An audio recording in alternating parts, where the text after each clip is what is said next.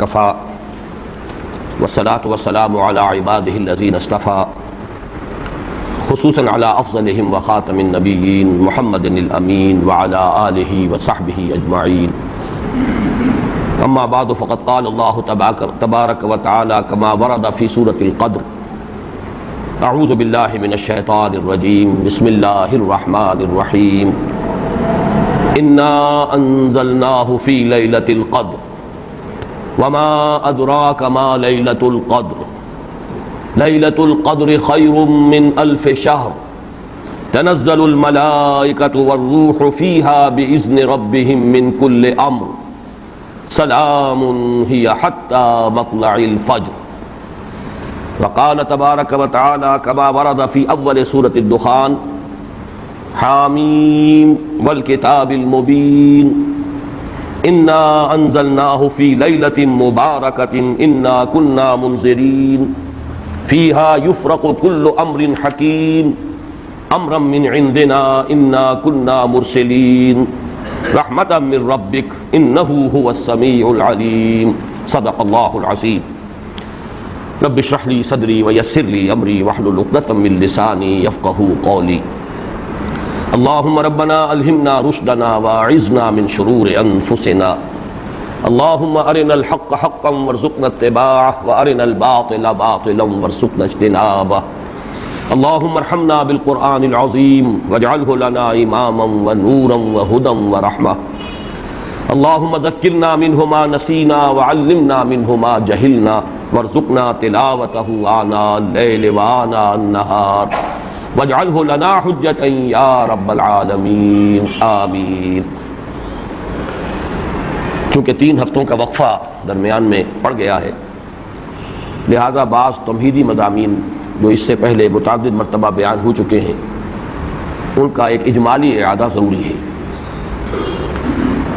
آپ کو یاد ہوگا کہ سورۃ التکویر کے بعد سے لے کر اب تک ہمارے اس درس قرآن کے سلسلے میں 4 سوروں کا ذکر آیا ہے، تکرار کے ساتھ، اعادے کے ساتھ.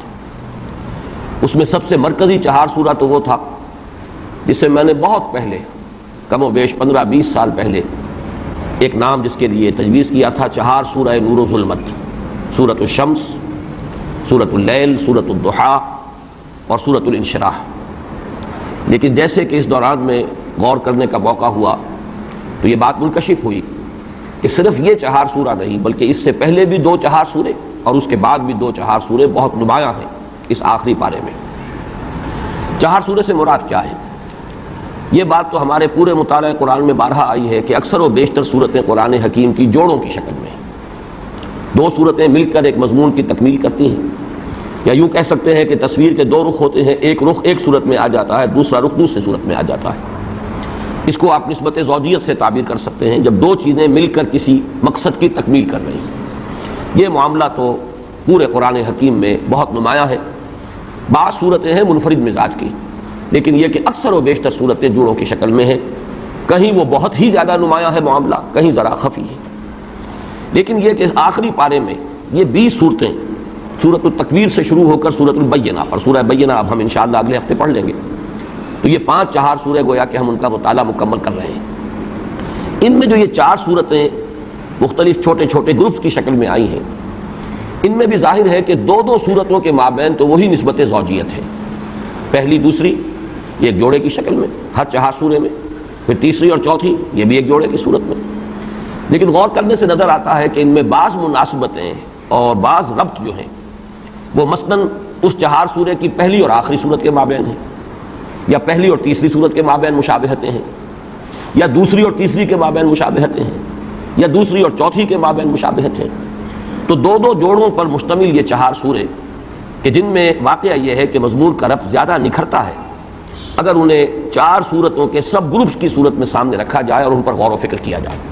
یہ مضامین بار بار آ چکے ہیں، اس وقت صرف میں اجمالاً اعادہ کر رہا ہوں. صرف نوٹ کر لیجئے کہ سب سے پہلا 4 سورہ اس کا مضمون تھا قیامت اور آخرت. سورۃ التکویر جس کی مرکزی آیت تھی علمت نفس ما احضرت. سورۃ الانفطار جس کی مرکزی آیت تھی علمت نفس ما قدمت واخرت. سورۃ المطففین آخرت کا ذکر، قیامت کا ذکر. اور پھر سورۃ الانشقاق، اس کا پھر وہی آغاز، جیسے اذا الشمس کورت، اذا السماء انفطرت، اذا السماء انشقت، درمیان میں تیسری سورت وہ آئی ہے کہ جس کا آغاز جو ہے وہ مختلف ہے اسلوب کے اعتبار سے، لیکن مضامین کے اندر ربط ہے۔ اس کے اعتبار سے چاروں سورتیں مل کر ایک چہار سورہ بنی اور ان کا عنوان بنا چہار سورہ قیامت و آخرت۔ اس کے بعد کا چہار سورہ سورۃ الاعلیٰ، سورۃ الغاشیہ، سورۃ الفجر، سورۃ البلد۔ اس کے لیے میں آج پہلی مرتبہ عنوان تجویز کر رہا ہوں چہار سورہ دعوت و حکمت۔ پہلے جوڑے میں زور ہے فذکر انما انت مذکر، فذکر ان نفعت الذکریٰ، دعوت دیتے رہیے، تذکیر کرتے رہیے، نصیحت کرتے رہیے، یاد دہانی کراتے رہیے۔ اور سورۃ الفجر اور سورۃ البلد اس میں نہایت اعلیٰ حکیمانہ مضامین بیان ہوئے، خاص طور پر ایک خاص جو ماحول تھا عرب کا، جو ان کا تاریخی، ثقافتی، تمدنی پس منظر تھا، ان کے جو خاص اخلاقی حالات تھے، ان کے پس منظر میں اعلیٰ حکیمانہ مضامین۔ اور سورۃ الاعلیٰ اور سورۃ الغاشیہ میں بھی نہایت اعلیٰ مضامین حکمت کے۔ سورۃ الاعلیٰ خاص طور پر وہ تو گویا کہ بعد کی کم و بیش 12 سورتوں کے لیے پریزائڈنگ پوزیشن میں، یہ مضامین میں بیان کر چکا ہوں۔ البتہ اس دوسرے چہار سورے کے لیے ایک عنوان میں نے آج تجویز کیا ہے چہار سورہ دعوت و حکمت۔ اس کے بعد وہ مرکزی چہار سورہ ہے جس کا میں ذکر کر چکا، ان میں تو ترتیب اور نسبت بہت ہی نمایاں، سورۃ الشمس، سورۃ اللیل، سورۃ الضحیٰ، سورۃ الانشراح۔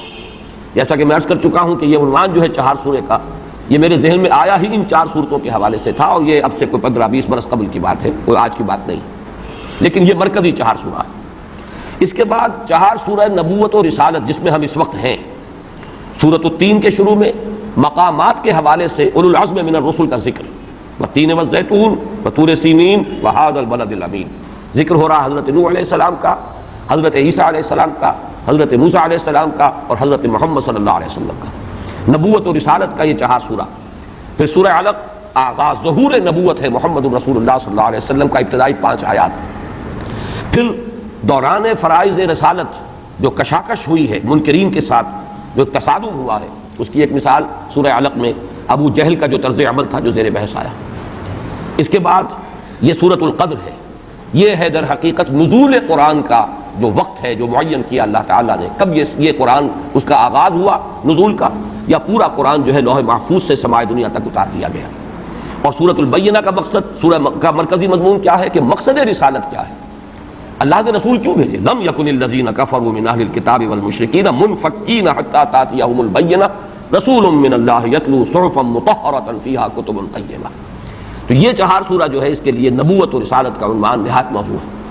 اس کے بعد پھر جو 4 سورتیں آنے والی ہیں، پھر وہ چہار سورہ ہے انذار آخرت،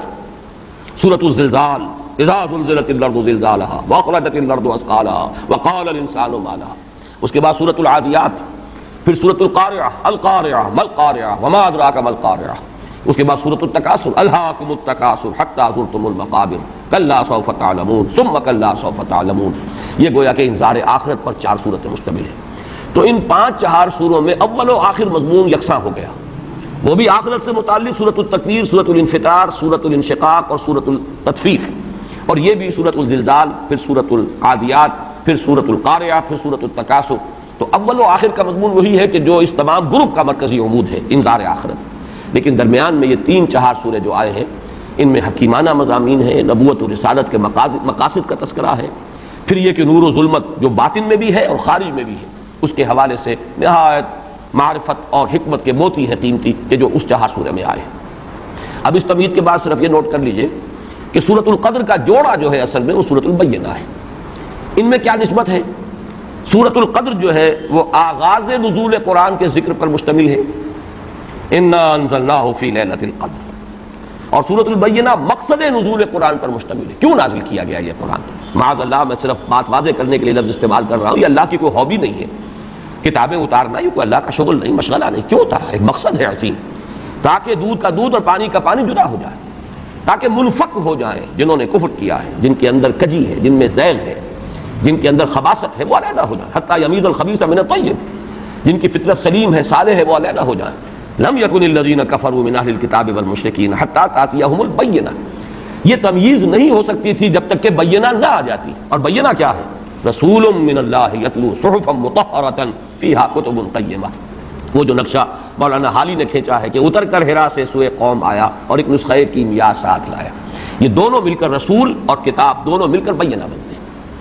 ایک بات ان دونوں کے مابین جو قدر مشترک کے طور پر ہے اسے نوٹ کر لیجئے کہ ان دونوں کے بارے میں اختلاف ہے کہ یہ مکی ہیں یا مدنی ہیں۔ اگرچہ سورۃ القدر کے بارے میں غالب رجحان جو ہے وہ یہ ہے کہ یہ مکی ہے، لیکن رائے موجود ہے کہ یہ مدنی ہے۔ سورۃ البینہ کے بارے میں غالب رجحان یہ ہے کہ یہ مدنی ہے، لیکن یہ رائے بھی موجود ہے کہ یہ مکی ہے۔ یہاں تک کہ ام المومنین حضرت عائشہ صدیقہ رضی اللہ تعالی عنہا کی رائے یہ آئی ہے کہ یہ بھی مکی صورت ہے، مدنی نہیں ہے، اگرچہ اس کا جو انداز ہے، اس میں جو الفاظ استعمال ہوئے ہیں، اس کا جو اسلوب ہے وہ یقیناً بہت مشابہ ہے مدنی صورتوں کے ساتھ۔ اہل کتاب کا ذکر خاص طور پر یہ جو ہے زیادہ جلی انداز میں جو آیا ہے وہ تو مدنی صورتوں میں آیا ہے، لیکن یہ کہ یہ رائے موجود ہے، اور سب سے بڑھ کر میرے نزدیک اہمیت کی حامل بات یہ ہے کہ ام المومنین حضرت عائشہ صدیقہ رضی اللہ تعالی عنہا کی رائے بھی ہے۔ لیکن ان دونوں میں قدر مشترک کے طور پر صرف اس وقت میں ذکر کر رہا تھا کہ یہ بات بھی ہے کہ دونوں میں اختلاف ہے، دونوں کے بارے میں کہ آیا یہ مکی صورتیں ہیں دونوں یا مدنی صورتیں ہیں۔ میرے نزدیک جو چیز راجح ہے، کیونکہ یہ دونوں اقوال موجود ہیں سلف میں، تو اب ہمارے لیے صرف ترجیح کا مسئلہ ہے کہ ہم کس کو راجح سمجھتے ہیں، کس کو مرجوح سمجھتے ہیں۔ میرے نزدیک راجح یہی ہے کہ یہ دونوں صورتیں مکی ہیں، اور میں مولانا امین حسن اصلاحی صاحب کی اس بات سے متفق ہوں کہ قرآن حکیم میں جو یہ مکی اور مدنی صورتوں کا معاملہ آیا یہ 7 گروپوں کی شکل میں ہے۔ ہر گروپ میں آغاز میں ایک یا ایک سے زائد صورت مکی ہوگی، اختتام ایک یا ایک سے زائد مدنی پر ہوگا۔ پہلی صورت سورہ فاتحہ مکی اور 4 صورتیں نہایت طویل، بقرہ اور آل عمران اور نساء اور مائدہ، یہ مدنی۔ اس کے بعد 2 صورتیں مکی 2 مدنی، انعام اعراف یہ مکی،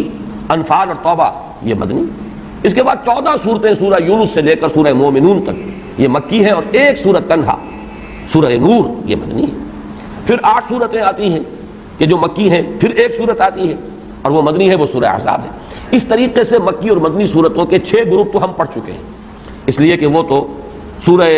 تحریم پر 6واں گروپ ختم ہو چکا تھا۔ اب یہ 7واں گروپ ہے، اور اگر یہ اصول صحیح ہے جو مجھے صحیح معلوم ہوتا ہے، اگرچہ یقینی طور پر تو بات نہیں کی جا سکتی، حتمی انداز میں نہیں کہا جا سکتا، لیکن میں اپنے اتفاق رائے کا اظہار کر رہا ہوں کہ مولانا امین حسن اصلاحی صاحب کی اس رائے سے مجھے اتفاق ہے کہ یہ 7واں گروپ بھی اسی طرح ہے کہ اس کی اکثر و بیشتر صورتیں مکی ہیں، آخر میں صرف مدنی آئیں گی، درمیان میں نہیں ہو سکتا معاملہ، ورنہ تو پھر یہ کہ گروپوں کی وہ ترتیب جو ہے وہ ڈسٹرب ہو جائے گی، پھر وہ 7 گروپ نہیں رہیں گے، 8 بن جائیں گے یا 9 بن جائیں گے، جو بھی شکل اس کی ہو۔ اس اعتبار سے، اور مجھے نہ صرف اس اصول کے اعتبار سے بلکہ ویسے بھی جو قرائن محسوس ہوتے ہیں وہ یہی ہے کہ یہ صورتیں مکی ہیں۔ آخر میں جا کر میرا مولانا امین حسن اصلاحی صاحب سے ایک اختلاف ہے، لیکن جب وہاں ہم پہنچیں گے کہ آخری مدنی صورتیں کون کون سی ہیں، میں وہاں پھر اس اختلاف کو وہاں بیان کروں گا۔ اور یہ بات سمجھ لیجئے کہ اصول میں اتفاق کے باوجود اصول کی اپلیکیشن میں اختلاف ہو سکتا ہے، اصول ایک ہی ہے، لیکن یہ ہے کہ اس کا جب آپ انطباق کرتے ہیں کسی مسئلے میں، آپ کی رائے کچھ اور ہو سکتی ہے، کسی دوسرے شخص کی رائے کچھ اور ہو سکتی ہے، اور اس میں ہم حتمی اور یقینی طور پر کچھ نہیں کہہ سکتے، واللہ عالم کہہ کر ہمیں اپنی رائے ظاہر کرنی چاہیے۔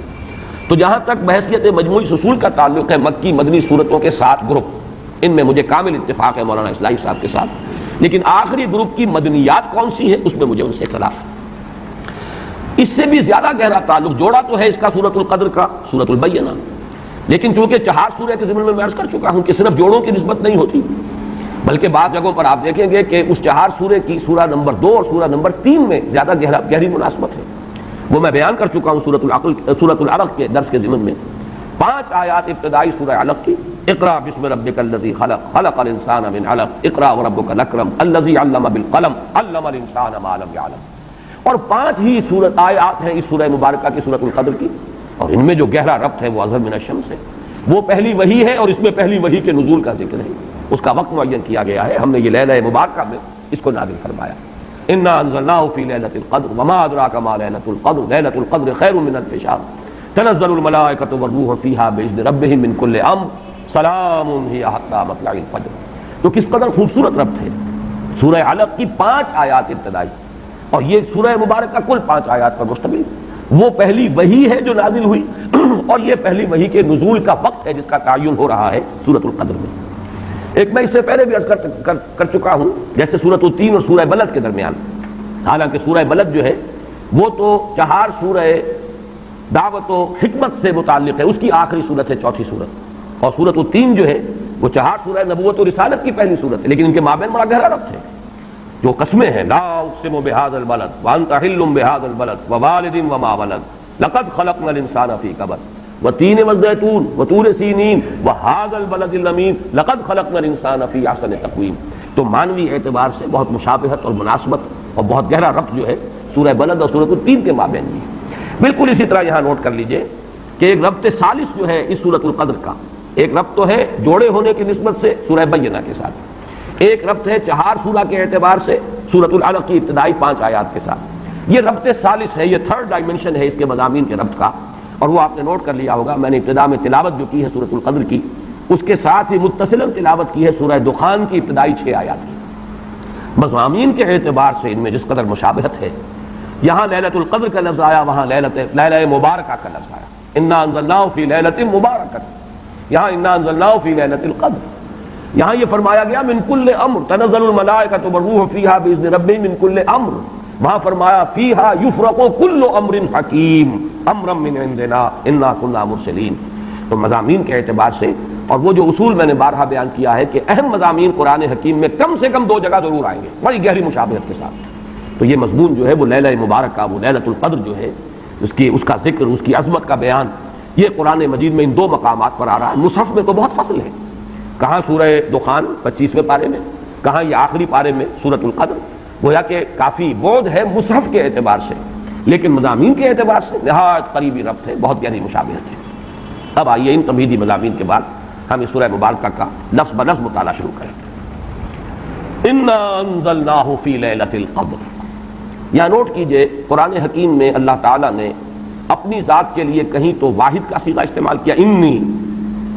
انا اللہ لا الہ الا انا فاعبدنی واقم الصلاۃ لذکری، یہ سب واحد کی صیغہ، کہیں جمع کا صیغہ آتا ہے، انا انزلناہ فی لیلۃ القدر انا فتحنا لک فتحا مبینا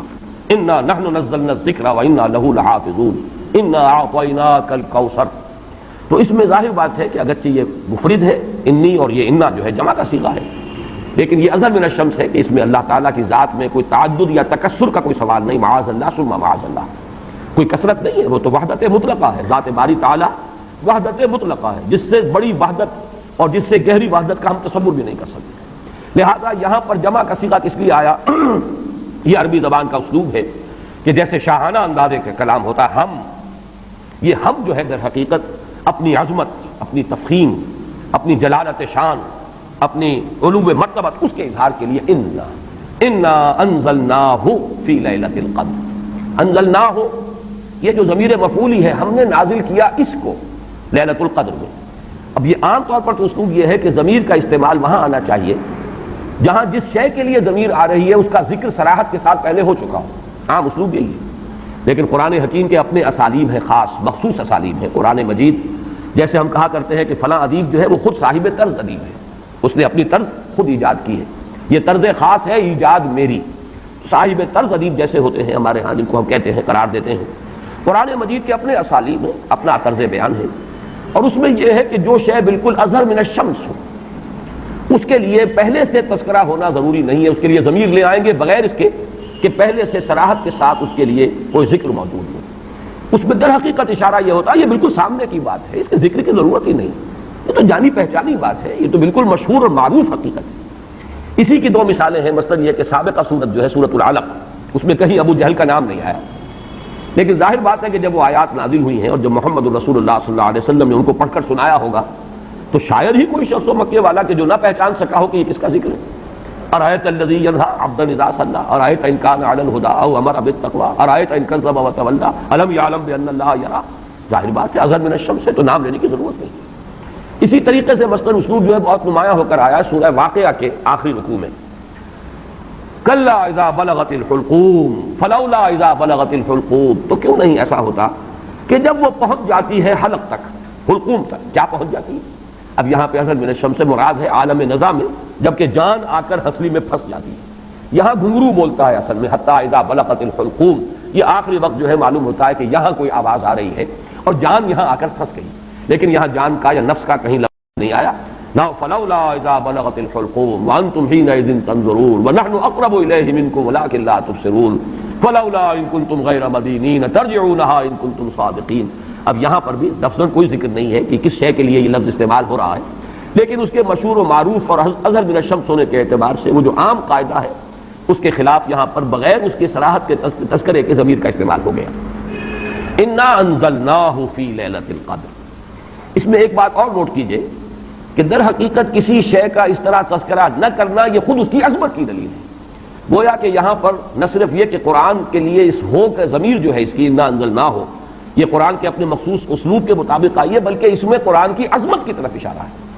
اس لیے کہ جو صاحب عظمت ہستی ہو اس کا نام نہیں لیا جاتا، بلکہ اس کی طرف جناب، حضور، یہ الفاظ جو ہیں یہ اسی لیے اختیار کیے گئے ہیں اور ایجاد کیے گئے ہیں کہ عظیم ہستی، صاحب مرتبہ کوئی شخصیت ہے، اس کا نام نہیں لیا جاتا، اس کی طرف اشارے کیے جاتے ہیں۔ انا انزلناہ، ہم نے اسے نازل فرمایا۔ معلوم یہ ہوا کہ اس میں عظمت قرآن کی طرف بھی ایک اشارہ کیا جا رہا ہے۔ پھر اس میں عظمت قرآن جو ہے اس کے دو اور اسلوب ہیں جو اس میں سامنے آئے۔ انا انزلناہ فی لیلۃ القدر، ہم نے خود نازل کیا اس کو، حالانکہ ہمیں معلوم ہے کہ یہ نزول جو ہوا ہے محمد رسول اللہ صلی اللہ علیہ وسلم پر بواسطہ ملک ہوا ہے، جبرائیل کے ذریعے سے۔ فإنہ نزلہ علی قلبک، اس نے نازل کیا اس قرآن کو اے نبی آپ کے دل پر۔ نزل بہ الروح الامین علی قلبک، اس کو لے کر نازل ہوئے یا اس کو نازل کیا ہے روح الامین نے۔ تو معلوم یہ ہوا کہ فرشتہ درمیان میں ہے، لیکن یہ جیسے کہ کہا گیا انہ لقول رسول کریم ذی قوت عند ذی العرش مکین مطاع ثم امین، یہ سورہ تکویر میں یہ مضمون آ چکا ہے، اور آج کئی مرتبہ اس سورت کا نام ہم نے لیا ہے 4 سوروں کی تعین کے ضمن میں۔ تو یہ سب کچھ کس لیے کہ معین طور پر یہ بات واضح ہو جائے کہ قرآن مجید کی تنزیل محمد الرسول اللہ صلی اللہ علیہ وسلم پر بواسطہ ملک ہوئی ہے، لیکن یہاں اس واسطے کو ہٹا کر بات کی جائے انا انزلناہ فی لیلۃ القدر، تاکہ یہ اللہ تعالیٰ کی ذات کے ساتھ اس کی جو نسبت خصوصی ہے وہ نمایاں ہو، اور اس سے قرآن مجید کی بھی عظمت جو ہے وہ اور اجاگر ہو کر اور نکھر کر اور ظاہر ہو کر سامنے آ جائے۔ اسی طریقے سے اس کا ایک اور اسلوب بھی ہے کہ وقت نزول جو ہے لیلۃ القدر، جبکہ ہم نے اسے نازل کیا ہے لیلۃ القدر میں، اور پوری سورت جو ہے اب اس لیلۃ القدر کی عظمت پر جو ہے گفتگو کر رہی ہے۔ اس میں بھی گویا کہ نزول قرآن جو ہے اس کے لیے لیلۃ القدر کا انتخاب یہ بھی عظمت قرآن کے بیان و اظہار کا ایک اسلوب ہے۔ انا انزلناہ فی لیلۃ القدر، اس میں اب تیسری بحث جو ہماری ہے وہ یہ ہے کہ انزال اور تنزیل کا فرق۔ یہ بار میں عرض کر چکا ہوں کہ باب افعال سے مصدر آئے اور پھر باب تنزیل سے اسی مادے سے اگر مصدر آئے تو ان میں فرق کیا ہوتا ہے۔ باب افعال میں کسی کام کا دفعتاً کر دینا، ایک ہی مرتبہ یک بارگی جسے ہم کہتے ہیں کام کو مکمل کر دینا۔ باب تفعیل میں تدریجاً، یہ تدریج خود جو ہے تفعیل کے وزن پر ہے، تدریجاً تھوڑا تھوڑا کر کے کسی کام کو بڑے اہتمام کے ساتھ، اس لیے کہ جب اہتمام ہوتا ہے اور جب اس کی خاص توجہ ہوتی ہے تو رفتار کم ہو جائے گی، اور جب کہیں کسی کام کو بس تیزی سے کر دیا جائے تو پھر اتنی توجہ کی ضرورت نہیں ہوتی۔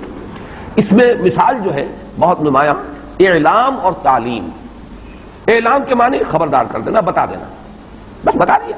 اب تمہاری سمجھ میں آیا ہے تو آیا ہے، نہیں آیا تو نہیں آیا، اگر آیا ہے تو ٹھیک ہے، نہیں آیا تو دفع ہو جاؤ، ہمارا کام تھا بتا دینا، ہم نے بتا دیا، یہ اعلام ہے، بتا دیا اعلام۔ تعلیم، تعلیم ہے ذہن نشین کرنا، اتارنا، بٹھانا، سمجھانا، تھوڑا تھوڑا کر کے بٹ بائی بٹ، پھر یہ دیکھنا کہ یہ بات سمجھ میں آ گئی تو اگلا قدم، یہ بھی اگر سمجھ میں آ گئی تو اگلی بات، یہ تعلیم ہے۔ تو اسی طریقے سے جو اعلام اور تعلیم کا فرق ہے وہی فرق ہے انزال اور تنزیل کا، اور یہ الفاظ دو قرآن مجید میں اگرچہ کہیں کہیں استثناءات ہیں، لیکن آپ کو معلوم ہے کہ یہ تو اصول ہے دنیا میں ہر جگہ پر، ایکسیپشنز پروو دی رول، اگر کہیں استثناءات آ جائے تو اس سے قانون جو ہے اور کلیات ٹوٹتے نہیں ہیں بلکہ اور مؤکد ہو جاتے ہیں۔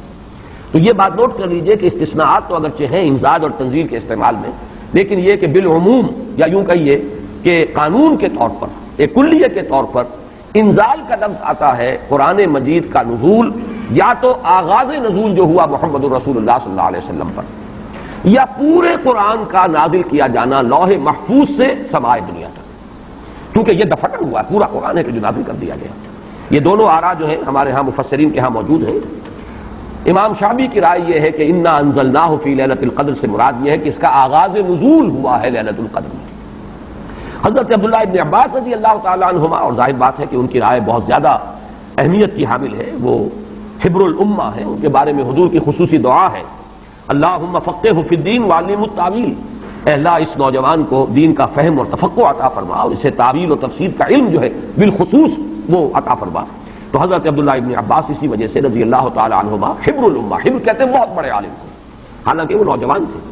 لیکن یہ کہ ان کی رائے یہ ہے کہ اس سے مراد یہ ہے کہ پورا قرآن حکیم لوح محفوظ سے سمائے دنیا تک لیلۃ القدر میں نازل کر دیا گیا۔ یہ کام دفعتاً ہوا، اسی لیے لفظ انزال آیا ہے۔ وہ لیلۃ القدر کا تذکرہ ہو رہا ہے تو انا انزلناہ فی لیلۃ القدر، پھر یہ کہ رمضان مبارک میں وہ لیلۃ القدر ہے تو تو شہر رمضان الذی انزل فیہ القرآن، یہاں پر جو مجہول کا صیغہ آیا وہی باب فعل سے آیا ہے لیکن حضور پر جو قرآن کا نزول ہوا ہے وہ سب کو معلوم ہے کہ 22 برس میں اس کی تکمیل ہوئی ہے، تھوڑا تھوڑا کر کے نازل ہوا ہے۔ پہلی آیتیں 5 نازل ہوئی جو ہم پڑھ چکے ہیں پچھلے درس میں، اس کے بعد 7 آیتیں نازل ہوئی سورہ نون کی، اس کے بعد 7 آیتیں نازل ہوئی سورہ مزمل کی، اس کے بعد 7 آیتیں نازل ہوئی سورہ مدثر کی، اس کے بعد 7 آیتوں پر مشتمل نازل ہوئی سورہ فاتحہ، اس کے بعد 5 آیتیں پر مشتمل سورت نازل ہوئی سورۃ اللہب۔ تو یہ نجمن یہ تقریباً 22 برس میں جا کر اس کی تکمیل ہوئی ہے تنزیل کی۔ اب یہاں لفظ تنزیل ہوتا ہے فَإِنَّهُ نَزَّلَهُ عَلَىٰ قَلْبِكَ، اے محمد آپ کے قلب پر جو ہے یہ تنزیل کے طور پر آیا ہے، نجمن آیا ہے، تھوڑا تھوڑا کر کے آیا ہے، رفتہ رفتہ آیا ہے، تدریجاً آیا ہے۔ بلکہ یہ بحث تو کئی بار آ چکی ہے کہ حضور کو تو اشتیاق رہتا تھا، آپ چاہتے تھے کہ جلدی جلدی قرآن نازل ہو، اور آپ جو ہے شکوہ بھی کرتے تھے حضرت جبرائیل سے کہ آپ دیر دیر سے اور وقفہ ڈال کر آتے ہیں، جس کی کہ پھر قرآن مجید میں ہی مذکور ہے سورہ مریم میں، جو ان کی طرف سے ایک وضاحت آئی ہے وَمَا نَتَنَزَّلُ إِلَّا بِأَمْرِ رَبِّكَ، اور پھر اس کے علاوہ دوسرے مقام پر وَلَا تَعْجَلْ بِالْقُرْآنِ مِن قَبْلِ أَن يُقْضَىٰ إِلَيْكَ وَحْيُهُ، اے نبی جلدی نہ کیجیے، قرآن مجید کی آپ پر تنزیل جو ہے اس کے اندر جو وقت اور جو اس کے اندر وقفے ہیں یہ اللہ تعالیٰ کی حکمت کے تحت ہیں، اور ان کے اندر حکمت مثبت ہے، لہذا آپ جلدی نہ کیجیے۔ وَلَا تَعْجَلْ بِالْقُرْآنِ مِن قَبْلِ أَن يُقْضَىٰ إِلَيْكَ وَحْيُهُ، تو اس اعتبار سے نوٹ کر لیجئے کہ تنزیل جو ہے وہ محمد الرسول اللہ صلی اللہ علیہ وسلم پر نزول قرآن کے لیے، اور انزال ہے قرآن مجید کا دفعتاً نازل ہو جانا۔ اور اس میں میں یہ سمجھتا ہوں کہ زیادہ جو قوی رائے ہے وہ حضرت عبداللہ ابن عباس رضی اللہ تعالیٰ عنہما کی ہے کہ یہاں جس انزال کا ذکر کیا جا رہا ہے وہ لوح محفوظ، اور یہاں ذرا گن لیجئے قرآن مجید میں لوح محفوظ کے لیے 2 الفاظ اور بھی آئے ہیں، انہ فی ام الکتاب لدینا لعلی الحکیم، یہ ام الکتاب میں ہے، وہ ہے اصل جڑ، وہ ہے اصل کتاب۔ یہ تو نقول ہے، جیسے کہ میں نے بارہا کہا ہے کہ فیصلہ جو ہے جج کے ہاتھ کا لکھا ہوا محفوظ ہے، آپ نقل حاصل کر سکتے ہو، وہ نقل مطابق اصل جو ہے وہ آپ کو مل جائے گی، لیکن یہ کہ اصل فیصلہ تو وہ ہے جو جج نے اپنے ہاتھ سے لکھا ہے اور وہ محفوظ ہے۔ اسی طریقے سے اصل قرآن تو جس کو کہا گیا فی کتاب مکنون لا یمسہ الا المطہرون، تو کتاب مکنون، لوح محفوظ، ام الکتاب، یہ 3 جو ہے مختلف اسلوب ہیں اس حقیقت کو بیان کرنے کے لیے کہ وہ اس عالم امر میں، وہ 7ویں آسمان سے بھی اوپر کہیں کوئی ہے جس کی حقیقت کو اس وقت ہم نہیں سمجھ سکتے، وہ لوح محفوظ ہے، وہ ام الکتاب ہے، وہ کتاب مکنون ہے، وہاں سے یہ پورا قرآن نازل کر دیا گیا دفعتاً واحدہ، جملتاً واحدہ، لیلۃ القدر میں، کہ جو کہ رمضان مبارک کی ایک شب تھی، سمائے دنیا تک، وہاں سے پھر فرشتے نے اس کو تدریجاً جو بھی اس کے نزول کے لیے حکمت معین تھی اللہ تعالیٰ کے علم میں اس کے مطابق اس کو نازل کیا محمد رسول اللہ صلی اللہ علیہ وسلم پر۔ البتہ یہ رائے کہ اس سے مراد آغاز نزول ہے، یہ بھی لفظی اعتبار سے اس کے اندر کوئی تضاد نہیں ہوگا، اس لیے کہ آغاز نزول میں جو آیات نازل ہوئی ہیں وہ تو دفعتاً واحدہ ہی نازل ہوئی ہیں۔ اقرأ بسم ربک الذی خلق، خلق الانسان من علق، اقرأ وربک الاکرم الذی علم بالقلم علم الانسان ما لم یعلم، تو یہ تو ظاہر ہے کہ ایک ہی وقت میں 5 آیات نازل ہوئی، لہذا امام شافعی کی رائے جو ہے وہ بھی جہاں تک کہ لغوی بحث ہے اس کے اعتبار سے اس کو رد نہیں کیا جا سکتا، لیکن یہ کہ جیسا کہ میں نے عرض کیا ہمارے لیے زیادہ اہمیت کا قول جو ہے وہ حضرت عبداللہ ابن عباس کا ہے رضی اللہ تعالی عنہما۔ اب آئیے لیلۃ القدر، انا انزلناہ فی لیلۃ القدر، اس میں قدر سے مراد کیا ہے؟ قدر کی رات۔ بعض حضرات نے تو بڑی آسانی کی ہے کہ ترجمے میں کہہ دیا ہم نے اسے شب قدر میں نازل کیا، ظاہر بات ہے کہ ترجمے میں تو آسان ہے، لیل کی جگہ شب کا لفظ لے آئیے اور اس کے ساتھ قدر کے لفظ کو جو کا تو رکھ دیجئے۔ یہی وجہ ہے کہ اردو میں ترجمہ کرنا، اردو میں درس دینا قرآن کا بہت آسان ہے،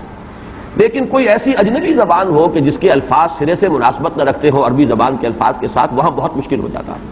اب اگر آپ انگریزی میں ٹرانسلیٹ کریں گے اس کو تو آپ کو کوئی مفہوم معین کرنا پڑے گا، کوئی ایک لفظ سلیکٹ کرنا پڑے گا، آپ قدر کے لفظ کو تو وہاں پر ریٹین نہیں کر سکتے،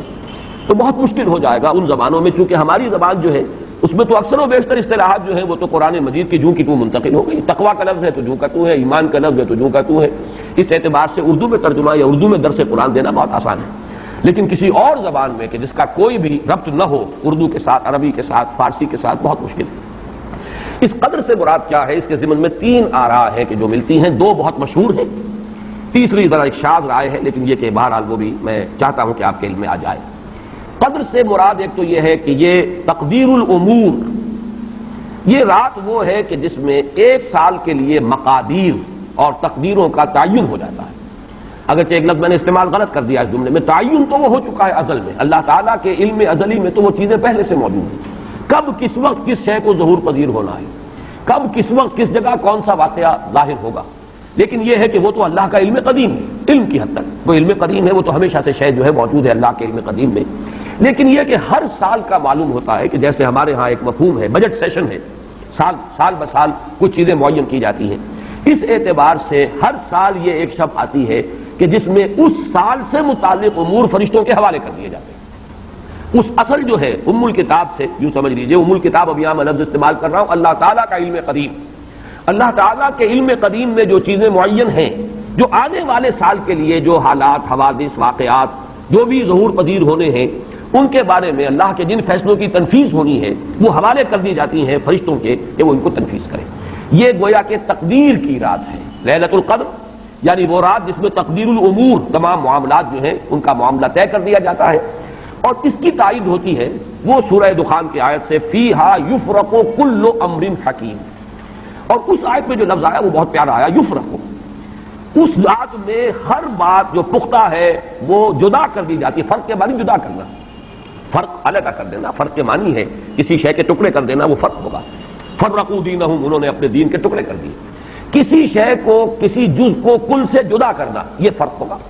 تو معلوم ہوا فیہا یفرق کل امر حکیم. میں آج سوچ رہا تھا تو انگریزی کا ایک لفظ بہترین ذہن میں آیا، ایشو ہو جانا. ایک شے ایشو کر دی جاتی. اب یہ آرڈر ایشو ہو گئے، طے ہے علم قدیم میں. اللہ تعالیٰ کا وہ علم قدیم جو ازلی ہے اس میں تو وہ چیزیں ہیں، لیکن اس سال کے لیے وہ آرڈرز ایشو کر دیے گئے. فیہا یفرق کل امر حکیم امرا من عندنا، ہمارے پاس سے ان معاملات کا معاملہ جو ہے فیصلہ ہوتا ہے. کوئی اور طاقت نہیں ہے فیصلہ کرنے والی، وہ فیصلے ہمارے ہی ہیں، ہمارے ہی پاس سے وہ فیصلے جو ہیں صادر ہوتے ہیں. لیکن یہ کہ اس شب میں لیلہ مبارکہ اسے کہا گیا، انا انزلناہ فی لیلۃ مبارکۃ انا کنا منذرین فیہا یفرق کل امر حکیم امرا من عندنا انا کنا مرسلین. وہ ہمارے پاس سے وہ فیصلے جو ہیں وہ صادر ہو کر اور حوالے کر دیے جاتے ہیں. گویا کہ آپ جیسے کہتے ہیں آرڈر ایشو ہو گئے، آپ کے تبادلے کے یا آپ کی ترقی کا جو حکم ہے ایشو ہو گیا. تو یہ گویا کہ یہ ایک سال کا معاملہ. اور اس کے ساتھ ہی نوٹ کر لیجئے قرآن حکیم میں معلوم ہوتا ہے کہ اللہ تعالیٰ کے ہاں سے یہ فیصلے جو ہیں قضاء و قدر کے اور جو بھی اللہ کے احکام ہیں ان کی تنفیذ، تدبیر امر، اس کے لیے بھی کئی لیولز معین ہیں. چنانچہ سورہ سجدہ میں جو فرمایا گیا ہے وہ تو یہ ہے کہ 1000 سال کا معاملہ طے ہو جاتا ہے. یدبر الامر من السماء الى الارض ثم يعرج الیہ فی یوم کان مقدارہ 1000 سنۃ مما تعدون. تمہاری تعداد اور تمہاری گنتی اور تمہارے حساب اور تمہاری تقویم سے جو 1000 سال بنتے ہیں، اللہ تعالیٰ کی تدبیر امر اس کے حساب سے ہوتی ہے. اور پھر اس کی تکمیل کے بعد پھر ملائکہ جو ہے اس کی جو رپورٹ ہے وہ لے کر اللہ تعالیٰ کے حضور میں حاضر ہوتے ہیں. یہ کہا جا سکتا ہے کہ جیسے ہم یہ سمجھتے ہیں کہ 7 آسمان ہیں، ان 7 آسمانوں کے ساتھ اللہ تعالیٰ کا یہ جو تدبیر امر کا معاملہ ہے کہ جو سمائے دنیا ہے اس پر وہ سالانہ ایشو ہو رہے ہو احکام قضاء و قدر کے، اور وہی ہے کہ جو پھر اس سال کے دوران ان کی تنفیذ ہو جاتی ہے. اور اگر اس سے آگے 100 برس کی کوئی پلاننگ ہے تو وہ دوسرے کہیں آسمان پر ہو، اور اس سے اوپر اگر کوئی 1000 برس کی پلاننگ ہے تو وہ اس سے کہیں اوپر کے آسمان پر ہو، اور اگر اس سے اوپر 10,000 برس کی کوئی پلاننگ ہے تو اس سے اوپر کے آسمان پر ہو. یہ سارے معاملات ممکن ہیں. یہ عالم امر کی وہ باتیں ہیں جن کو صحیح طور پر سمجھنا ہم صرف اشارات کے حوالے سے کوئی دھندلا سا تصور قائم کر سکتے ہیں کہ قرآن ایک طرف یہ بھی کہہ رہا ہے یدبر الامر من السماء الى الارض ثم يعرج الیہ فی یوم کان مقدارہ 1000 سنۃ مما تعدون. سورہ معارج میں یہ بھی ہے تعرج الملائکۃ والروح الیہ فیہا، اس میں فی یوم کان مقدارہ 50,000 سنہ، 50,000 برس کا بھی ایک دن ہے اللہ کا. تو ہو سکتا ہے کہ ان تمام مختلف درجہ بدرجہ جو تدبیر امر کے فیصلے اللہ کی طرف سے حکمت الہی اور علم الہی سے جن چیزوں کا کہ ایشو ہو رہا ہو، جس کے کہ احکام صادر ہو رہے ہوں، وہ بھی درجہ بدرجہ ہو. اور یہ جو ہے سمائے دنیا پر یہ ایک سالانہ جو ہے نظم اس کا قائم ہو، اور اس کے حوالے سے فرشتوں کو جو اس دنیا کے فرشتے ہیں جو یہاں پر تنفیذ امر کی جو خدمت ہے اس پر معمور ہیں ان کے حوالے کر دیے جاتے ہیں. تو ایک رائے تو میں نے عرض کی کہ قدر سے مراد تقدیر، کہ یہ رات جو ہے تقدیر الامور کی رات ہے. تمام جو امور ہیں ان کے مقادیر، ان کی تعیین، ان کے بارے میں اللہ تعالیٰ کے احکام جو ہے ان کا ایشو ہو جانا. ایک رائے یہ ہے کہ یہ قدر سے مراد ہے قدر و منزلت، اونچا رتبہ، علو شان، منزلہ اور شرف. اب اس کی تائید ہوتی ہے، معلوم ایسا ہوتا ہے کہ یہ دونوں باتیں تو بیک وقت جو ہے مراد ہیں. اسی لیے میں نے کہا یہ دونوں اقوال بہت مشہور بھی ہیں، اور میرے نزدیک یہ دونوں ہی اس میں یہ ذو معنیین لفظ کے طور پر یہاں استعمال ہوا، یہ دونوں ہی مراد ہیں. یہ رات خود اپنی جگہ پر بھی بجائے خود، جسے ہم کہتے ہیں بجائے خود بھی بہت قدر و منزلت کی رات ہے، اور اس شب میں 1 سال کے معاملات جو ہیں وہ فرشتوں کے حوالے کر دیے جاتے ہیں. اس اعتبار سے اس کو کہا گیا لیلہ مبارکہ، انا انزلناہ فی لیلۃ مبارکہ. یہ خود مبارک ہے، اس کے اندر برکتیں ہیں، اس کے اندر عظمت ہے، اس کی اپنی شان بلند ہے، علو مرتبت کی حامل ہے یہ رات. یہ دو مفہوم جو ہیں جب تو میں نے جیسا کہ عرض کیا یہ تو بہت کثرت کے ساتھ ہیں اور یہی زیادہ مشہور بھی ہیں، بلکہ ان کے ضمن میں دوسری بات کے ضمن میں ایک نقطہ ترازی کے درجے کی بات ہے، لیکن بات چونکہ حسین ہے وہ میں آپ کو سنا رہا ہوں. ابو بکر وراق ہیں جنہوں نے اس میں نقطہ پیدا کیا ہے کہ یہ لیلہ قدر اس لیے ہے لأنہ نزل فیہا کتاب ذو قدر علی لسان ملک ذی قدر علی امت لہا قدر. یہ 3 انہوں نے قدر جمع کیے ہیں کہ یہ اس لیے اس کو لیلۃ القدر کہا گیا کہ ایک طرف تو یہ کہ اس میں وہ کتاب نازل ہوئی جو بڑی قدر و منزلت والی کتاب ہے، ثانیاً وہ اس فرشتے کی زبانی نازل ہوئی کہ جو بہت قدر و منزلت کا ذی قوت عند ذی العرش مکین مطاع ثم امین. پھر اس امت کے لیے اس کی تنزیل ہو رہی ہے جس کی بڑی قدر و منزلت ہے اللہ کے ہاں. اور شاید اسی وجہ سے وہ کہتے ہیں جناب وراق کہ شاید اسی وجہ سے لفظ قدر جو ہے اس سورہ مبارکہ میں 3 مرتبہ آیا ہے.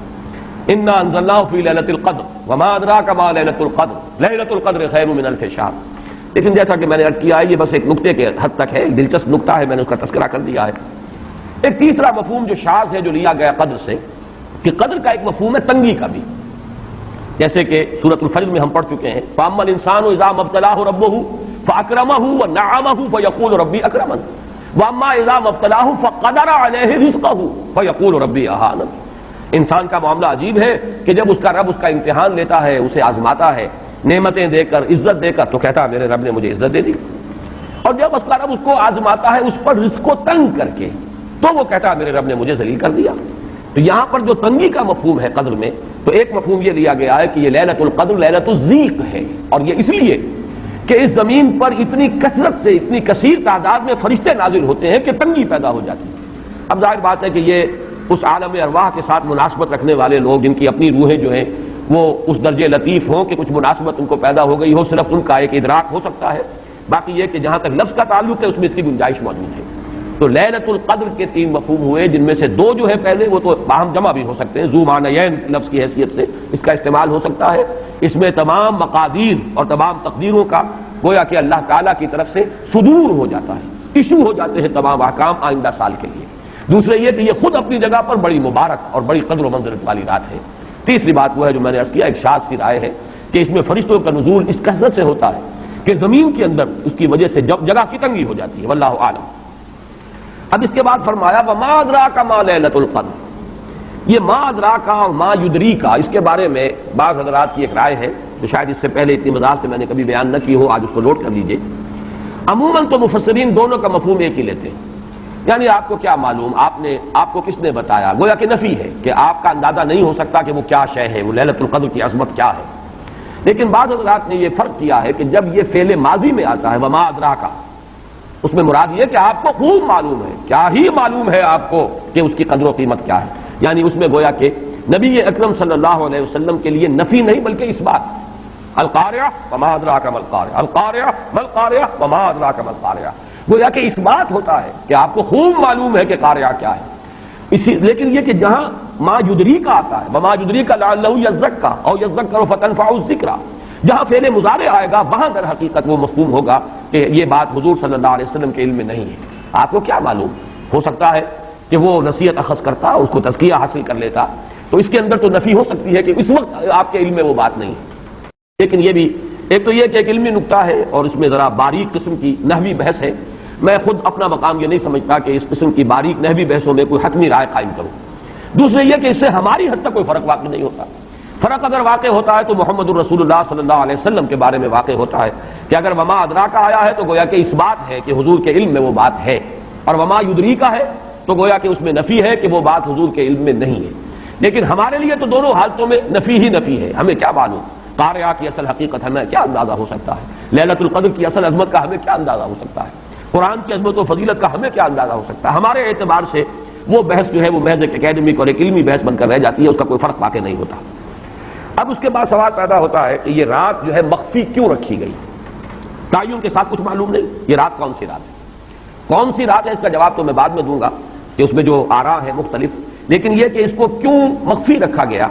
اس پر کچھ پیاری باتیں ہیں جو مفسرین نے کہی ہیں. پہلی بات تو یہ کہ جتنی عظیم چیزیں ہیں ان سب کو مخفی رکھا گیا. قیامت کب آئے گی؟ مخفی آئے گی، یہ یقینی ہے. کب آئے گی؟ یہ تو ان امور میں سے ہے کہ جس کا علم نبی اکرم صلی اللہ علیہ وسلم کو بھی نہیں دیا گیا، جبرائیل کو بھی نہیں دیا گیا. چنانچہ حدیث جبرائیل میں واضح طور پر الفاظ موجود ہیں، وَمَا الْمَسْئُولُ عَنْهَا بِأَعْلَمَ مِنَ السَّائِلِ. کچھ معلوم نہیں، نہ سائل کو معلوم نہ مسئول کو معلوم قیامت کب آئے گی. اب یہ عظیم حقیقت مخفی رکھا گیا اور اس کا خاص طور پر ذکر کیا گیا سورہ طٰہٰ میں، اکاد اخفیھا لتجزیٰ کل نفس بما تسعیٰ. اگر تعین کر دیا جاتا تو جو قریب کے زمانے کے لوگ ہوتے وہ تو خوب پھر محنت کرتے آخرت کے لیے، اور ذرا فاصلے والے ہوتے وہ ذرا تساہل کرتے اس کے بارے میں. اس کو رکھا گیا ہے، تلوار لٹکی ہوئی ہے، کسی بھی وقت گر سکتی ہے. یہ جیسے گلوٹین کبھی اگر آپ نے دیکھا ہو جس طریقے سے کہ اس کا چھرا گرتا ہے، کسی بھی وقت گر سکتی ہے. لہذا ہر وقت چوکس رہو، چوکنے رہو. جیسے کہ صحابہ کرام کی شان معلوم ہوتی ہے بعض روایات سے کہ ذرا تیز ہوا چلتی تھی تو وہ سمجھتے تھے کہ قیامت آ گئی. اس درجے استہزاء تھا اعصاب کے اوپر، اس کا اتنا اثر تھا کہ ذرا تیز جھکڑ چلا اور انہوں نے سمجھا قیامت آ گئی. تو اس طریقے سے قیامت کو مخفی رکھا گیا. اکاد اخفیھا لتجزیٰ کل نفس بما تسعیٰ. نہ آج سے 100 برس پہلے والوں کو معلوم تھا کہ قیامت کب آئے گی، نہ آج والوں کو معلوم ہے. نہ اگر ابھی دنیا کی عمر ہے ابھی 100 برس اور، تو قیامت سے ایک دن پہلے بھی شاید یقینی طور پر معلوم نہ ہو سکے کہ کل قیامت آ رہی ہے. تاکہ ہر وقت جو ہے امتحان اتنا ہی شدید رہے، اتنا ہی کڑا امتحان رہے ہر ایک کے لیے. لتجزیٰ کل نفس بما تسعیٰ، تاکہ ہر ذی نفس کو بدلہ ملے اس کی سعی کے مطابق. اسی طریقے سے موت کا وقت معلوم نہیں. وما تدری نفس بأی ارض تموت. کہاں موت آئے گی کچھ معلوم نہیں، کہاں موت آئے گی، کب موت آئے گی کچھ معلوم نہیں. اسی طرح نوٹ کیجئے صلاۃ وسطیٰ، حافظوا علی الصلوات والصلاۃ الوسطیٰ معین نہیں ہے. اس کے لیے آراء اگرچہ ہے، اکثر آراء جمع ہو گئی ہیں صلاۃ العصر کے بارے میں، لیکن تعین سے حتمی طور پر نہیں کہہ سکتے. یہ رائے بھی ہے کہ کوئی بھی معین نہیں، تمام نمازیں جو ہیں وہ صلاۃ وسطیٰ کے حکم میں ہیں. بہترین نماز کوشش کرو کہ پوری محافظت کرو، صرف نماز کی نہیں بہترین نماز کی. ہر نماز تمہاری بہترین نماز ہونی چاہیے. ہر روز روز عید ہو، ہر شب برات. اگر اللہ تعالیٰ کے ساتھ کوئی قلبی ربط ہے تو ہر دن جو گزر رہا ہے وہ روز عید ہے، اور ہر شب جو گزر رہی ہے وہ شب برات ہے. لیکن اگر وہ کہ انسان کو غفلت ان کے قلب پر طاری ہے تو وہ عید کا دن بھی اس کے لیے ایک عام دن ہے، اور شب برات بھی اس کے لیے ویسی ہی ایک رات ہے جیسی کہ ہر روز آتی ہے اور چلی جاتی ہے. اس اعتبار سے اس کو بھی خاص جو ہے معین نہیں کیا گیا صلاۃ وسطیٰ کون سی ہے. اسی طرح بعض روایات میں جو آتا ہے اس میں اعظم اللہ کا ایک نام ایسا ہے کہ اس کے واسطے سے اللہ سے جو بات مانگی جائے وہ رد نہیں ہو، لیکن وہ کون سا نہیں بتایا گیا. اقوال ہیں، اندازے ہیں. حی و قیوم پر زیادہ، الحی القیوم پر زیادہ لوگوں کا جو ہے وہ اجماع ہوا ہے، لیکن یہ کہ یقین سے نہیں کہہ سکتے.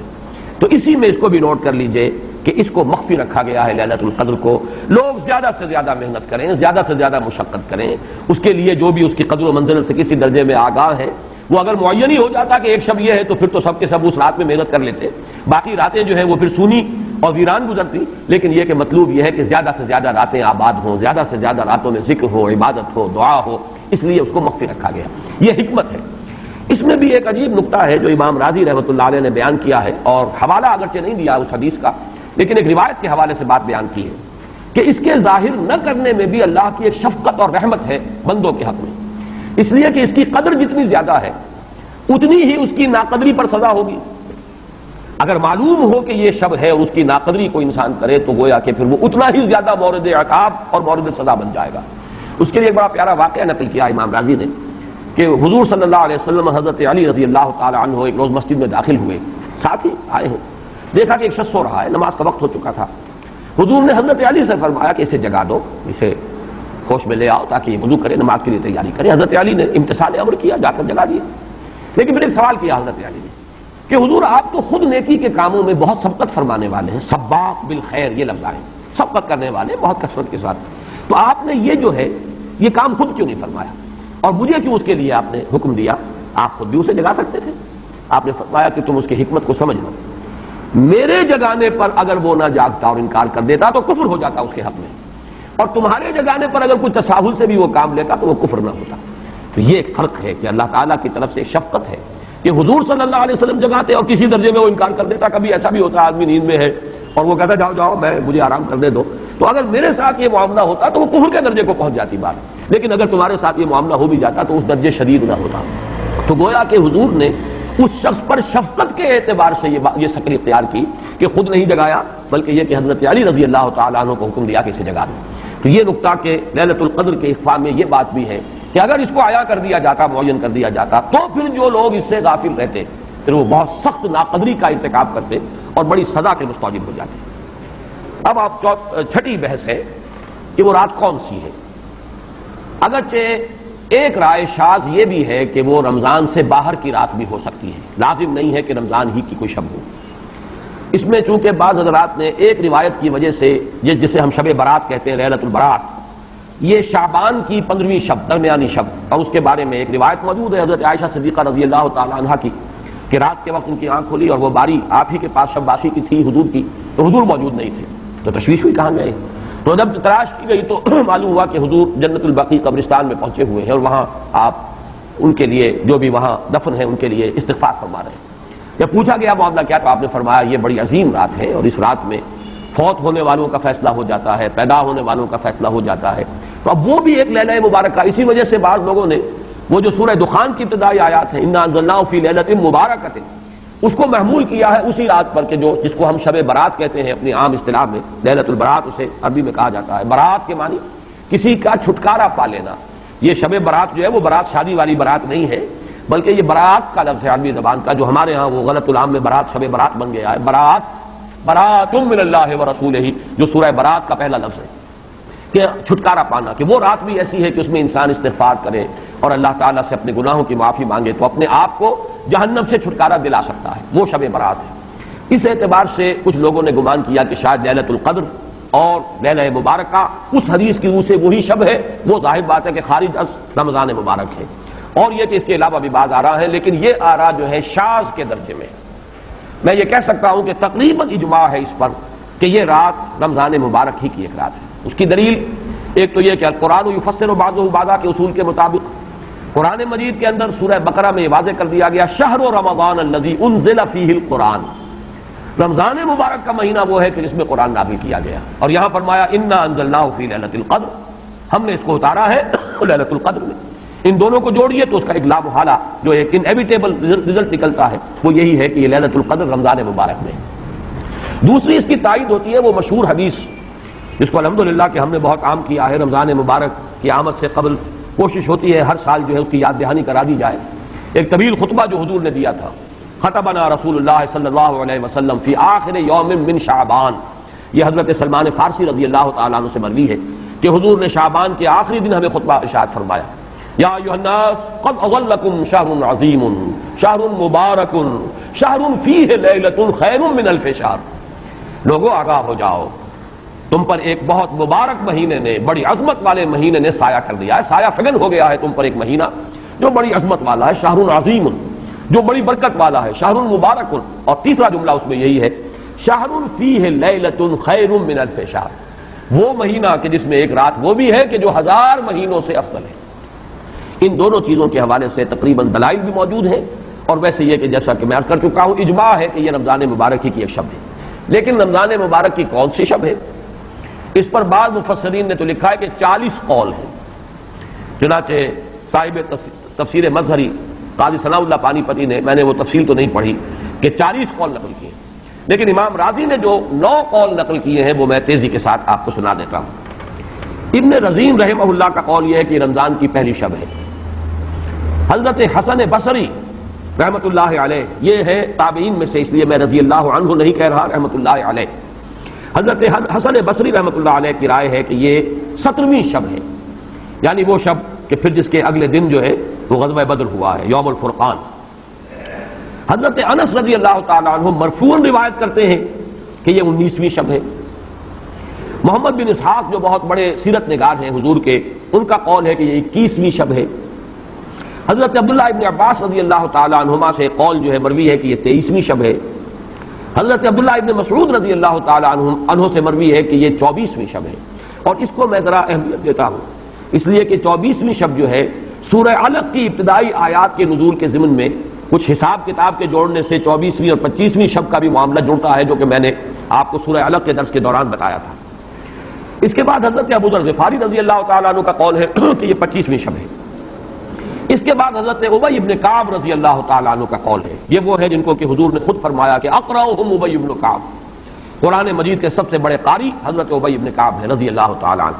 اور ان کے بھی سینے پر آپ نے تھپکی دی تھی کہ ایک سوال کیا آپ نے کہ سب سے عظیم سورت کون سی ہے، اور جب انہوں نے صحیح جواب دے دیا سورہ فاتحہ تو پھر یہ کہ اس پر حضور نے تھپکی دی کہ تمہیں اللہ تعالیٰ نے بہت صحیح مناسبت عطا کی ہے علم کے ساتھ۔ ان کی اور صحابہ میں سے بہت سے لوگوں کی رائے،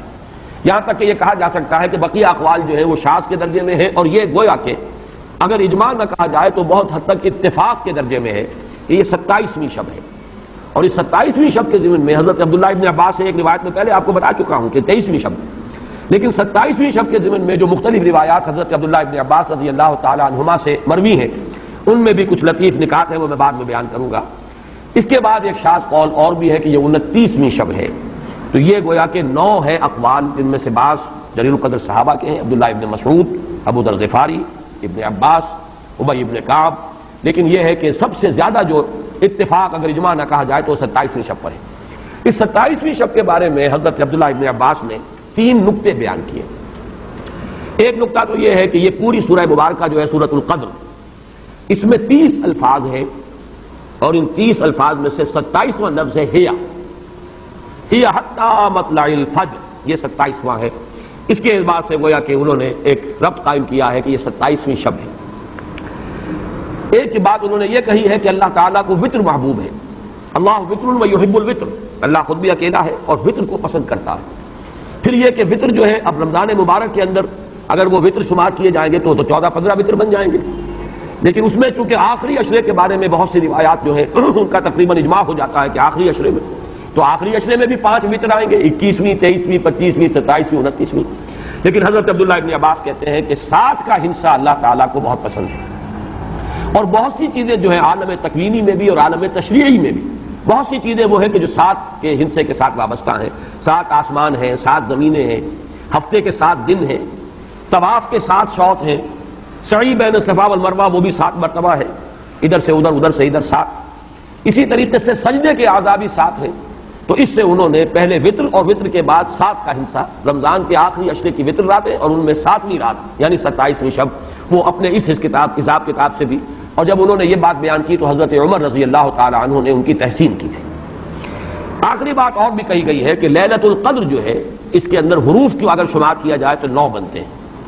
اور یہ لیلۃ القدر اس سورہ مبارکہ میں 3 مرتبہ آیا ہے، انا انزلناہ فی لیلۃ القدر وما ادراک ما لیلۃ القدر لیلۃ القدر خیر من الف شہر۔ اس اعتبار سے بھی 3 کو ضرب دی جائے 9 سے تو وہ بھی 27 کا عدد بنتا ہے۔ بہرحال یہ میں نے جیسا کہ عرض کیا تھا کہ ان کا کوئی تعلق نہ صرف سے ہے، نہ نحو سے ہے، نہ روایات سے، لیکن بہرحال حضرت عبداللہ ابن عباس کا ایک ذوق ہے، اس کو آپ ذوقی باتیں بھی کہہ سکتے ہیں، لیکن یہ کہ حضرت عبداللہ ابن عباس کی ذوقی بات ہے، لہذا اس کا کم سے کم تذکرہ ہو جانا چاہیے۔ ایک بحث یہ ہے کہ احیا باقیۃ الاملا،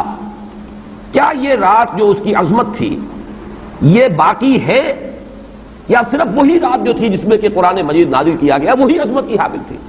انا انزلناہ فی لیلۃ القدر، یا یہ کہ اب بھی ہر سال یہ رات آ رہی ہے تو اسی عظمت کی حامل ہے،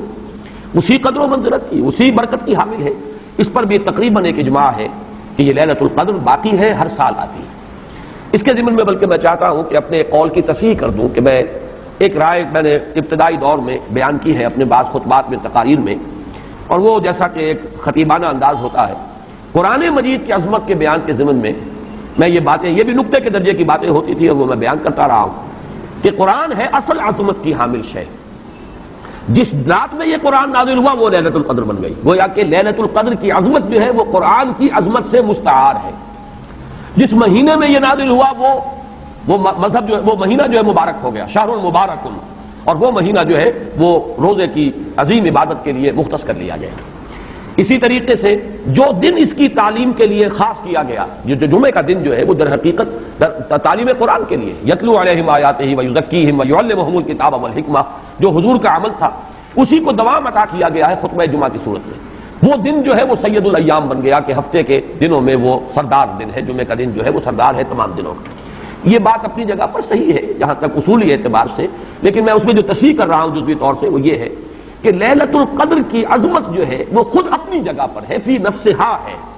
اپنے ہی مقام پر ہے، اپنی جگہ ہے، بجائے خود، جسے کہتے ہیں فارسی میں بجائے خود عظمت کی حامل ہے۔ اور اس کی عظمت کا مقام یہ بھی ہے کہ اس میں فیہا یفرق کل امر حکیم، تمام معاملات جو ہے اللہ کے فیصلے جو ہیں ان کو ایشو کر دیا جاتا ہے، وہ گویا کہ حوالے کر دیے جاتے ہیں، وہ فیصلے صادر ہو جاتے ہیں اللہ تعالیٰ کی جناب سے، تو یہ اس کی عظمت قدیم ہے۔ قرآن کا نزول اس کے ساتھ شامل کیا گیا ہے کہ اس عظیم رات کا انتخاب کیا گیا ہے قرآن کے نزول کے لیے. یہ میں چاہتا تھا کہ اپنے ان سابقہ بیانات کے ضمن میں یہ تصحیح جو ہے میں آپ کو نوٹ کرا دوں. دوسرے یہ کہ آیا اس کے ساتھ اس کا دن بھی اس عظمت میں شامل ہے یا نہیں. اس میں بھی اکثر مفسرین کا جواب یہ ہے کہ دن شامل ہے، اس لیے کہ قرآن مجید کا حساب کتاب، عرب کی تقویم، اس میں رات بول کر بھی دن رات مراد لیتے تھے اور یوم بول کر بھی دن رات مراد لیتے تھے.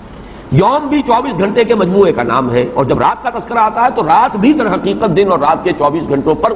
اس کا جو ہے اطلاق کیا جاتا ہے. جو دن آتا ہے رات کے بعد وہ اس رات کے تابع ہے. اس اعتبار سے یہ عظمت جو ہے صرف شب کے ساتھ نہیں ہے، بلکہ یہ کہ اس کے بعد آنے والا دن جو ہے وہ بھی اسی عظمت کا حامل ہے. اس سے ایک بہت بڑا مسئلہ حل ہو جاتا ہے کہ جو اس دور میں خاص طور پر بہت سے لوگوں کے ذہنوں کو پریشان کر سکتا ہے، اور وہ یہ کہ جب کہ مکے میں یا عرب میں رات ہے تو امریکہ میں وہ دن ہے.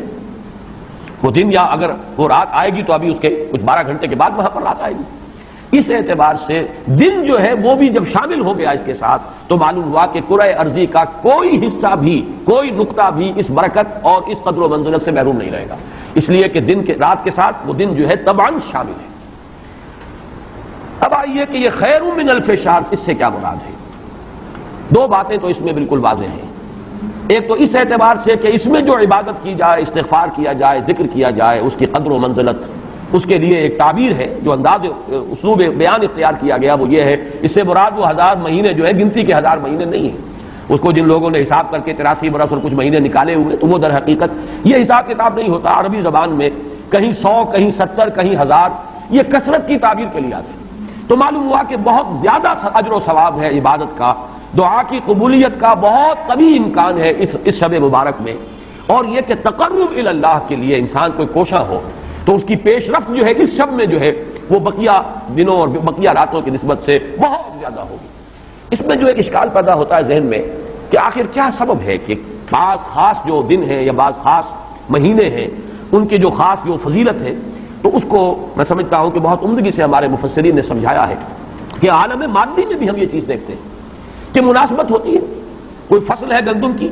اب آپ اگر اس کو غلط موسم میں اگر بو دیں گے تو آپ کا بیج بھی ضائع ہو جائے گا. مناسبت ہے، ایک صحیح وقت ہے اس کا، اسی میں اگر وہ فصل جو ہے وہ بوئی جائے گی تو وہ مثمر ہوگی، اس سے آپ کو فصل حاصل ہو جائے گی. لیکن اگر آپ نے غیر وقت میں وہی بیج بہترین ہو، دانہ عمدہ سے عمدہ ہو، زمین اچھی سے اچھی ہو، لیکن یہ کہ موسم اگر آپ نے غلط چن لیا ہے تو گویا کہ مناسبت جو ہے اوقات، دنوں، ایام، راتوں، مہینوں، سالوں، ان کے جو بھی ایک خاص مناسبت ہے نیکی کے ساتھ، خیر کے ساتھ، عالم امر کے ساتھ، روحانیت کے ساتھ، عالم ارواح کے ساتھ، اس کو ہم قیاس کر سکتے ہیں کہ جیسے موسموں اور دنوں کا معاملہ ہے اسی طریقے سے اس عالم ارواح کے اندر اور روحانی عالم کے اندر بھی کچھ ایام ہیں، کچھ دن ہیں، کچھ مہینے ہیں جن کی خصوصی مناسبت ہے.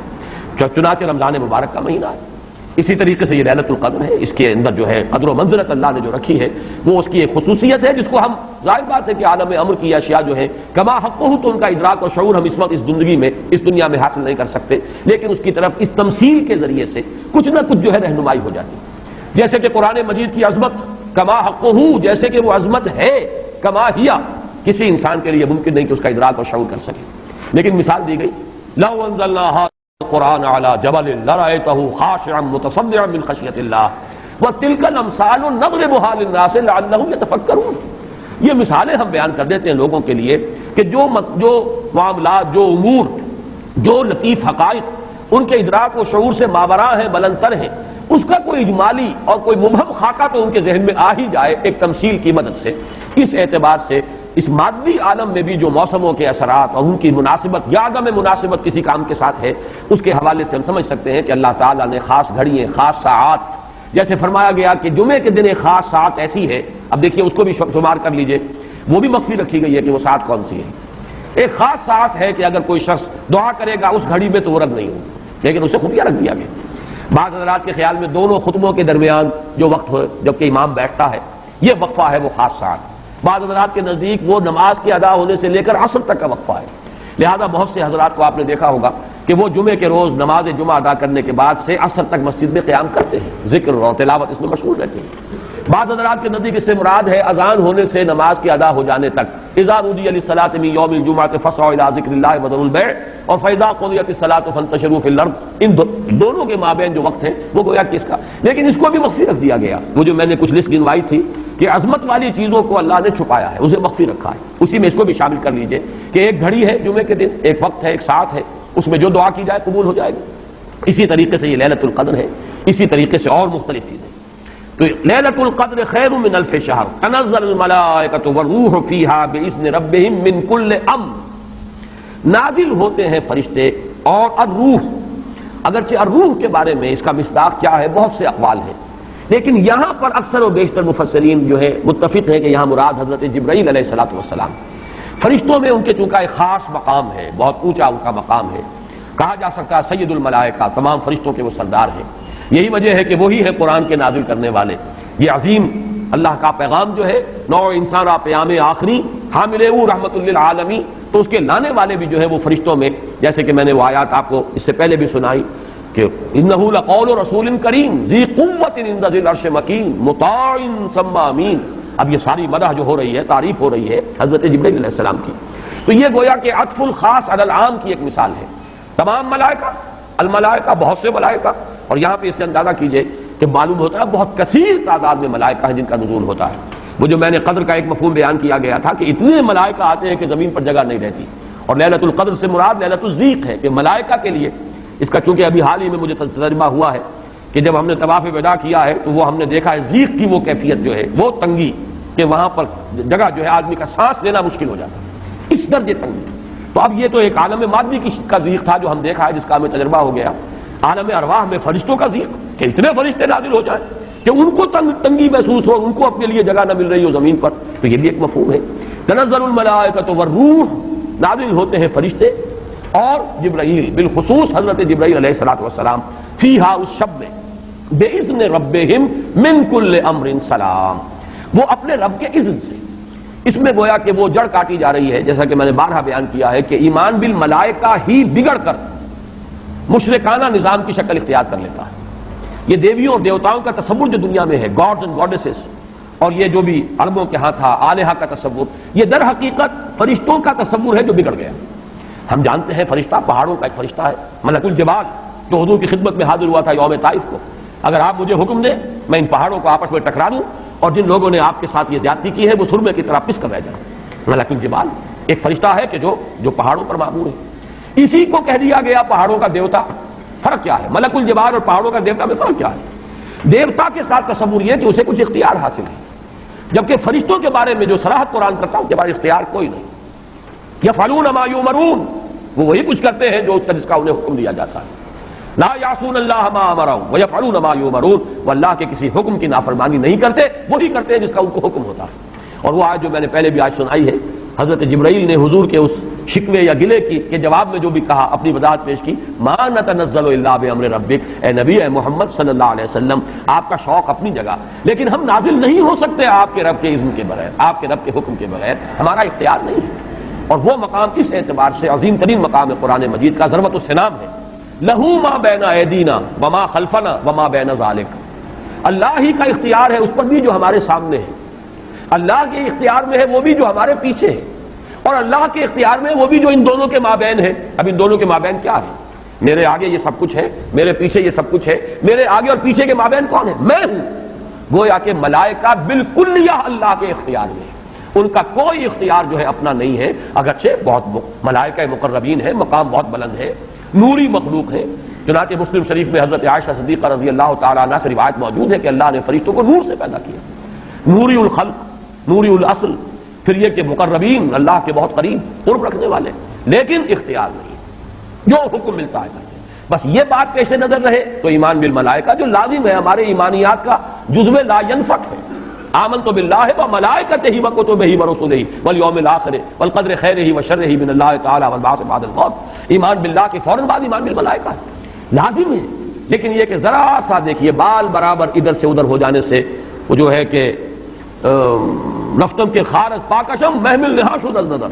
یک لحظہ غافل گشتم و 100 سال راہم دور شد. ایک لہجے کی غفلت جو ہے وہ 100 سال کی دوری ڈال دیتی ہے راستے کے اندر. ایک لہجے کی ذرا سی یہ لفظش جو ہے، اگر ان ملائکہ کے بارے میں یہ تصور قائم ہو جائے کہ یہ بھی صاحب اختیار ہے تو ٹھیک ہے، پھر کچھ دنڈوت ہونی چاہیے، پھر کچھ چڑھانے چاہیے، پھر ان سے دعائیں کرنی چاہیے. ان سے استغاثہ ہونا چاہیے، ان کو پکارا جانا چاہیے۔ وہ سارا کا سارا شرک کا جو طومار ہے اب اس کے لیے پورا جواز پیدا ہو گیا اگر ذرا سی یہ علمی غلطی ہو جائے۔ تو اس لیے یہاں پر خاص طور پر تنزل الملائکۃ والروح فیہا بإذن ربہم، اپنے رب کے اذن سے نازل ہوتے ہیں، از خود نازل نہیں ہوتے۔ یہی بات ہے کہ جو وہاں فرمائی گئی ہے اس سورہ مبارکہ میں، فیہا یفرق کل امر حکیم امرا من عندنا، ہمارے پاس سے وہ امر جاتا ہے، کسی اور کا اختیار نہیں ہے۔ امرا من عندنا، اس کا فیصلہ ہم کرتے ہیں۔ یدبر الامر ہم ہیں، تدبیر امر ہم کرتے ہیں، فیصلہ کرنے والے ہم ہیں، حکم دینے والے ہم ہیں، تقدیر کا تعین کرنے والے ہم ہیں، اس کے لیے حکم ایشو کرنے والے ہم ہیں۔ تو فرمایا امرا من عندنا انا کنا مرسلین، اور ہم ہی ہیں کہ جو بھیجنے والے ہیں، اپنے فرشتوں کو بھیجتے ہیں تنفیذ امر کے لیے، اپنے رسولوں کو بھیجتے ہیں لوگوں کو خبردار کرنے کے لیے، جو کہ اگلی صورت کا مقصد ہے، جو مرکزی مضمون ہے کہ مقصد رسالت ہے کیا۔ تو فرمایا تنزل الملائکۃ والروح فیہا باذن ربہم من کل امر۔ اب دیکھیے کل امر کس طرح یہ الفاظ جو ہے ایک دوسرے کے ساتھ ان دونوں مقامات کے جو ٹیلی کر رہے ہیں۔ انا انزلناہ فی لیلۃ القدر، انا انزلناہ فی لیلۃ مبارکۃ، قدر اور مبارک یہ دونوں ایک دوسرے کے مقابل میں آ گئے۔ یہاں فرمایا من کل امر، تنزل الملائکۃ والروح فیہا باذن ربہم من کل امر، وہاں فرمایا فیہا یفرق کل امر حکیم امرا من عندنا انا کنا مرسلین۔ اس شب میں ایشو ہو جاتے ہیں تمام معاملات، تمام فیصلے، اور ہوتے ہیں ہمارے پاس سے۔ یہ غالباً جو ہمارے ہاں جو فیصلے عدالتی فیصلے ہوتے ہیں ان میں بھی خاص الفاظ آتے ہیں کہ یہ عدالت کا اپنا فیصلہ ہے، یہ ہم اپنے فیصلے سے یہ بات جو ہے اس کا تعین کر رہے ہیں۔ تو امرا من عندنا یہ ہمارا فیصلہ ہمارے پاس سے اس کی تعین ہوتی ہے۔ سلام ہی حتی مطلع الفجر، سلام میں ایک تو یہ بات کہ نحوی اعتبار سے کہ اس کا مبتدا محذوف ہے، وہ سلامتی ہی سلامتی ہے، اور سلام کے دو معنی کیے گئے ہیں۔ ایک تو جو سلام کا یا سلامتی کا ذریعہ بنے، یہ رات سلامتی کی رات ہے، اس رات میں سلامتی حاصل کی جا سکتی ہے، اس رات میں اللہ کی مغفرت حاصل کی جا سکتی ہے، اللہ کے عفو و درگزر کے عام ہونے کی رات ہے۔ ایک یہ کہ اس رات میں مولانا اسرائیل صاحب نے ایک بڑا پیارا لفظ استعمال کیا ہے